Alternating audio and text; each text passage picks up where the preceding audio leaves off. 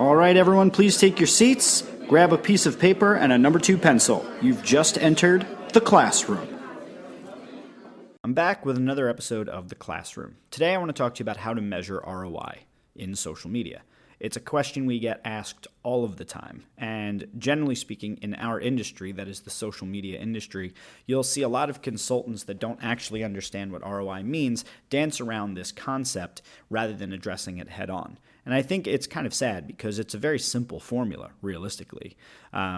You take the income from a particular initiative and you take away the expense of what it took you to get that particular income, and you divide it by the expense that you put into it. It's a very simple formula. Then you multiply that by 100 and you get a percentage. So all it is it's giving you a sense of what kind of a percentage of a return did you get from the amount of money that you put into an initiative. Very simple, straightforward formula. It has nothing to do with relationships, has nothing to do with conversations or engagement or any of the other fluffy metrics from social that are also extremely important but have nothing to do with ROI. Now, every initiative that you do, anything you do on the web, hopefully should have some form of a return, and some of those returns are softer. Things like new relationships, new partnerships. It could be spreading brand awareness, getting more video views, and all of those things at some point could come back to generate an actual dollar return. But in the conversation around social media ROI, we're generally discussing something that is much more direct and straightforward. Generally, here's what it looks like when we're talking about ROI in social media. You take a piece of content. Let's say that you spent $100 on that piece of content. You put it on Facebook. Somebody on Facebook clicks through from that piece of content directly to your website and purchases something for $200. So you've invested $100. You made back $200. It's an ROI of 100%. You've doubled your money.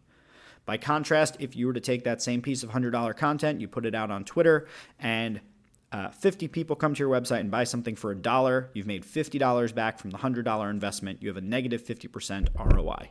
So it's a pretty straightforward concept. It's a mathematical formula. It is nothing more. In order to be able to calculate this, though, the challenging aspects are this. You need to accurately be able to determine the amount of money that you spent on a particular initiative. And then you need to be able to accurately track the amount of money that you've made from a particular initiative.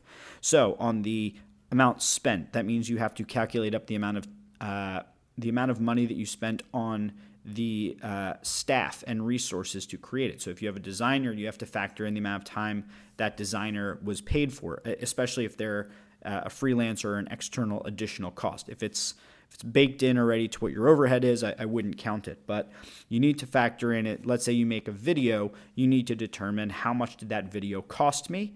You need to think about time, equipment, and really just calculate up all the dollars and cents that go along with it. You need to think about the amount of money you put behind it in terms of an ad budget. If you were to put an ad on Facebook for $50, that's part of the expense. On the income side of it, you need to accurately be able to track it. Now, there will be challenges in doing that with social media regardless. It will always be baked in that someone can see something on Twitter. Later on down the road, they'll Google it and they'll come and make a purchase, and Twitter will not get the credit for it. This is a problem in the industry known as attribution. And while there are a lot of very smart people working on things known as multi-attribution and other sort of models that help to give a sense of what percentage different social sites and channels have assisted in a conversion, at the end of the day, most average marketers are going to be working on a very simple structure where they're going to be looking in Google Analytics or looking in Facebook's insights and trying to track what the overall ROI is. But essentially, you need to be able to figure out from the piece of content that you put out there, or the social ad that you put out there, or the video, or whatever you put out there, you're going to need to be able to figure out by channel what percentage or what dollar amount of revenue was generated by people who originated from that source. So if you put a post on Facebook, for the 100 people that came to your site from Facebook and purchased something, what was the overall dollar amount? And once you have those two figures, the income and the expense, you can calculate ROI. And that is how it's done. It's a very straightforward mathematical formula.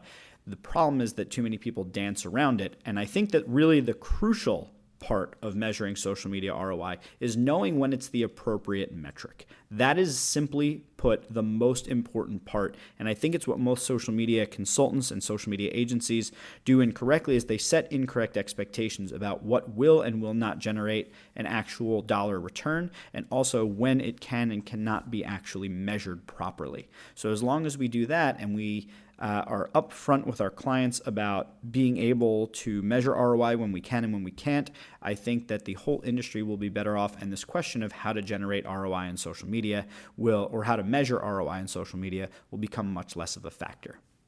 This has been The Classroom with Jeff Gibbard of True Voice Media.